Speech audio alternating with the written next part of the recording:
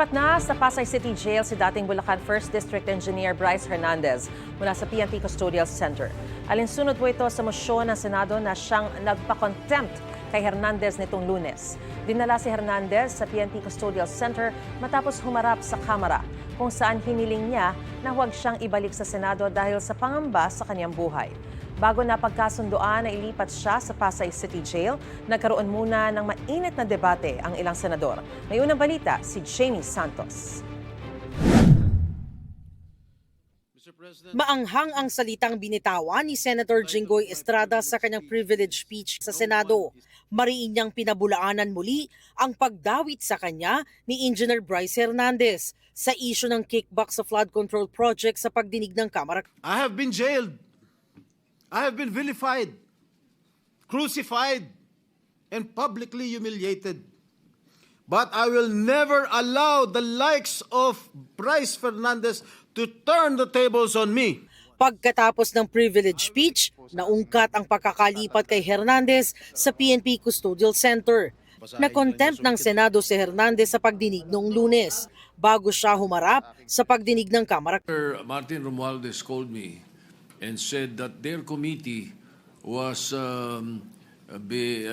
allowing Mr. Hernandez to remain in the House and in the House of Representatives, and that he was requesting that he not be returned back to the Senate because of some fear for his life. So I asked the Speaker what he plans, because we cannot allow that. I said he is under our custody and therefore he is in contempt in the Senate.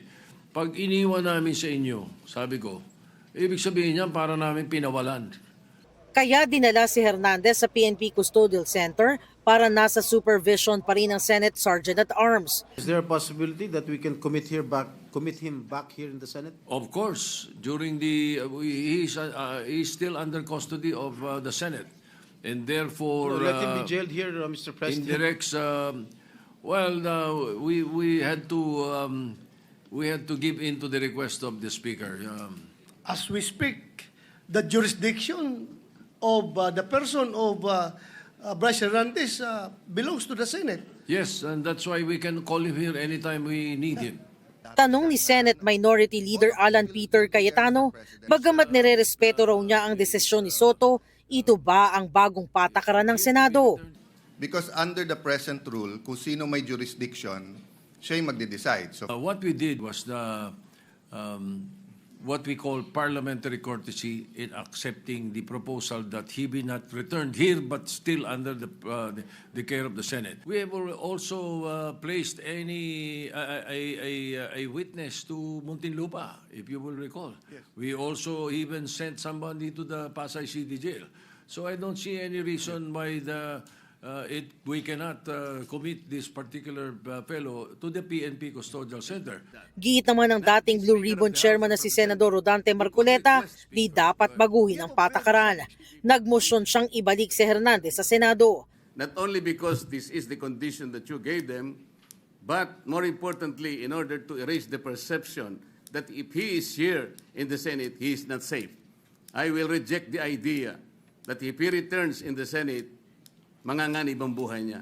Nagpatuloy ang mainit na palitan ng opinyon. Yes. Ibig bang sabihin po, Mr. President, nawawala ng visa yung ginawa namin? Hindi.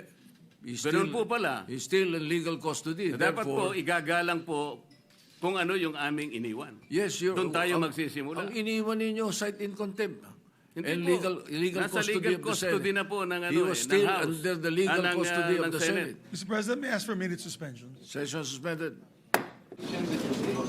Sa huli, nagmosyon si Estrada na ilipat na si Hernandez sa Pasay City Jail, na agad namang sinang-ayunan ni Majority Leader Senator Mig Zubiri. Walang tumutol, kaya nagdesisyon si Soto na agad na ilipat ng USAA si Engineer Bryce Hernandez sa Pasay City Jail. Ito ang unang balita. Jamie Santos para sa GMA Integrated News. Gusto mo bang mauna sa mga balita? Mag-subscribe na sa GMA Integrated News sa YouTube at tumutok sa unang balita.